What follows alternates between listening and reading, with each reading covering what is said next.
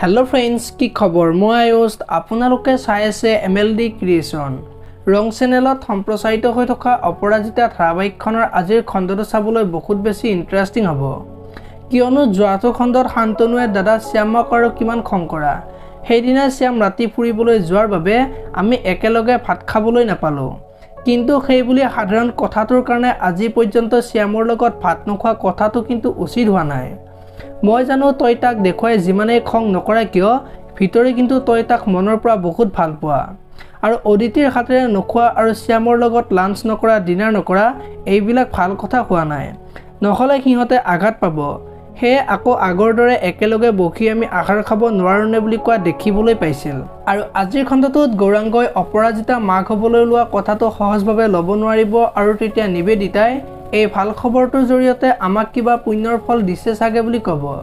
আৰু ইমান দিনে যিজনী নাৰীৰ লগত স্বামী স্ত্ৰীৰ সম্পৰ্কই নাই সেইগৰাকী নাৰী মোৰ সন্তানৰ মাতৃ কেনেকৈ হ'ব পাৰে বুলি নিবেদিতা খুদিব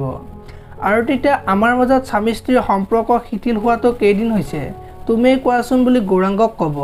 এতিয়া বাৰু গৌৰাংগই কি ক'ব জানিবলৈ চাই থাকক অপৰাজিতা নামৰ ধাৰাবাহিকখন আপোনালোকে অপৰাজিতা ধাৰাবাহিকখন চাই কেনেকুৱা পায় কমেন্ট কৰি জনাব যদি আপোনালোকে এতিয়ালৈকে ভিডিওটো লাইক কৰা নাই লাইক এটা কৰি দিব আৰু যদি চেনেলটো প্ৰথমবাৰৰ বাবে চাই আছে তেতিয়াহ'লে চেনেলটো সাবস্ক্ৰাইব কৰি বেল আইকনটো প্ৰেছ কৰি দিব ধন্যবাদ।